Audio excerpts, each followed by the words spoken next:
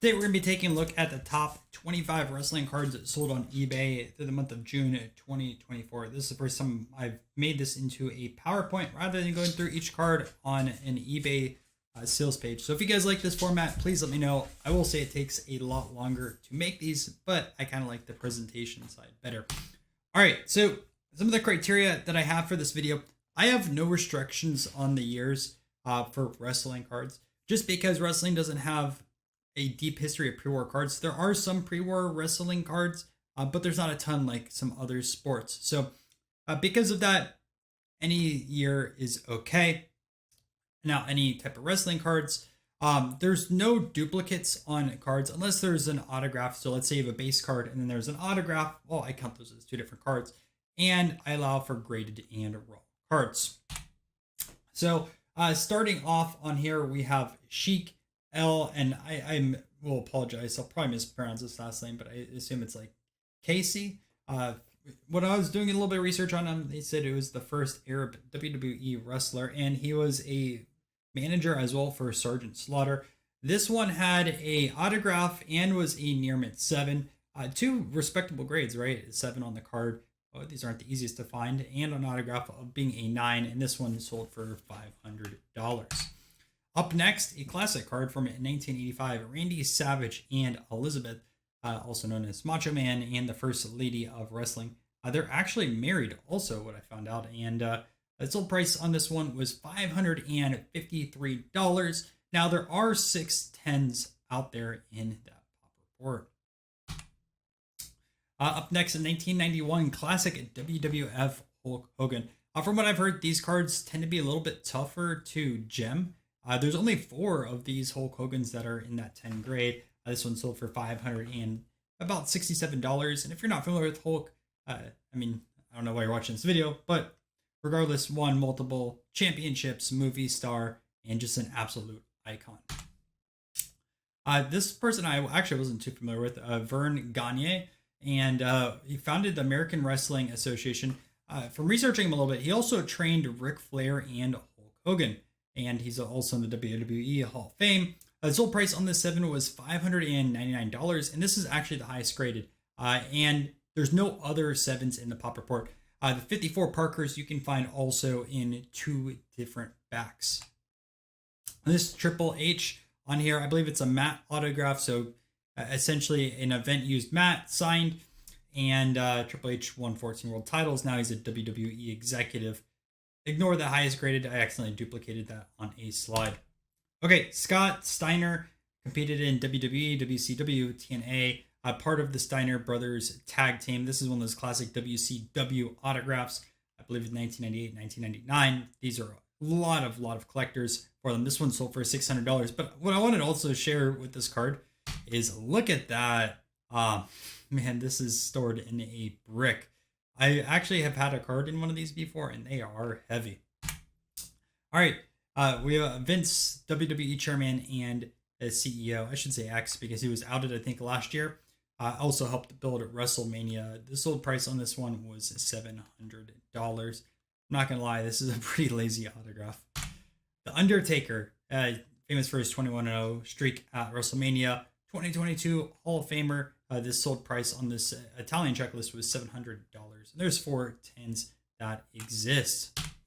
Stone Cold Steve Austin, you might know him for his famous beer bashes. 6-time WWE World Heavyweight Champion. This one sold for $715, but there is a PSA 9 out there. I can't remember if it's one or multiple on that report. I forgot to mention it on here. Another Steve Austin 2001 Fleer autograph. It says this is missing a serial number, which always concerns me a little bit if a card's supposed to be serial number and it doesn't. So if that's just one of the variants that doesn't have a serial number, just let me know. I'm kind of curious on that side of things. But this one sold for $750. Eddie Guerrero, he was an 18-time champion. He actually passed away quite young at the age of 38. So a lot of his autograph cards are pretty expensive. This one right over here from Nitro sold for $799. The Rock, everyone knows him from his movies, but he was also a 10-time WWE World Heavyweight Champion, and he also played college football, and you can find his football card out there. The sold price on this 10 was $1,000. There's 19 PSA 10s with 381 graded of this card. Hulk Hogan. This one was a mint 9 with an autograph 10. I'm pretty sure in one of the past videos this exact card, or there's another 910 that sold. But regardless, this was $1,025. Another rock card. I've seen these at shows before, but this one sold for $1,200 in a PSA 10. Triple H WWF magazine, and this got a 9, a perforated card, which I assume a lot of the perforated stuff tends to be pretty tough. You can tell it's sheet cut here at the bottom, but perforated on all the other sides at $1,200 for that sale. 1973 Wrestling Annual number 6 of Andre the Giant. Now, cultural icon, often called the 8th wonder of the world. The sold price on this one was $1,300. There's 4 10s out there and 81 total graded hand cut cards. So you will find these in a bit of a nicer shape. A Randy Savage 1994 autograph number 2 500. Look at that font on that auto. Regardless, Macho Man elbow drop move. This one sold for $1,300, and it seems like it's a bad grade, being a 5 and autograph of 7, but the surface on these gets scratched very easily. And Tiffany Stratton, this is the only modern card that made the list for this month's sales. If I am missing other modern cards, please let me know. I want to update my queries, and it doesn't seem like there's a lot of modern that sells compared to vintage, but this one of one sold for $1,410. She was an NXT, a women's champion. We have another Hulk Hogan 1985 mint 9 auto, 10 different card though, and this one sold for $1,500. 1982 Wrestling All-Stars. I actually see a lot of these graded with BGS in comparison to SGC. Normally on this set, PSA 1, BGS 2, and then I'd say probably SGC is the third most common out there. Regardless, this is a Ric Flair that's rated 8.5. It sold for $1,646, and they name it the Nature Boy. Another 1982 Andre the Giant 1875, and we have a Hulk Hogan. A 7.5 outsells both their 8.5s. This one sold for $2,650. In the 3 spot, we have another 1998 Rock. This one is signed near mint 8 with a 7 autograph. It sold for $3,084. Quite a bit of a premium to get this card signed. These did come from the packs though.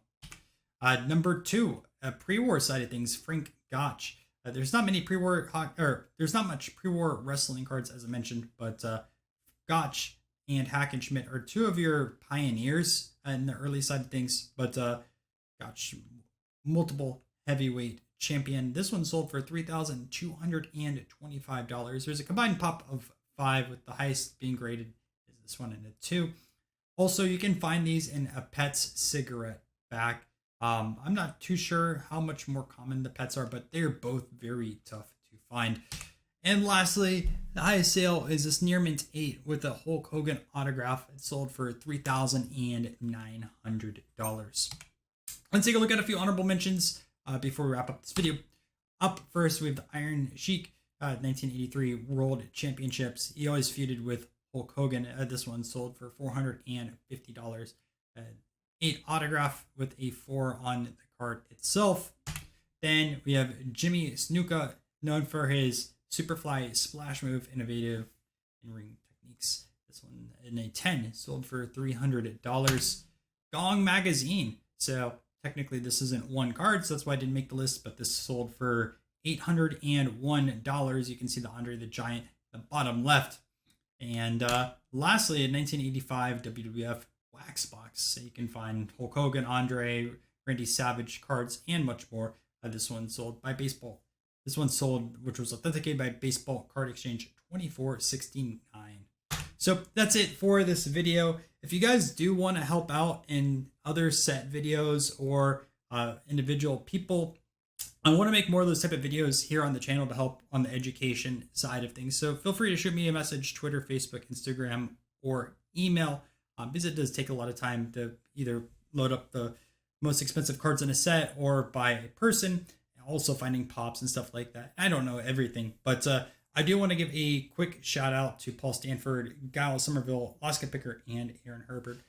for being channel members. And if you guys are new here, make sure to subscribe to the channel. I make the multiple eBay top sales series videos every single month, as well as covering multiple auction houses, and I can still go to purchase. So if you guys enjoyed, and feel free to check out some other wrestling videos.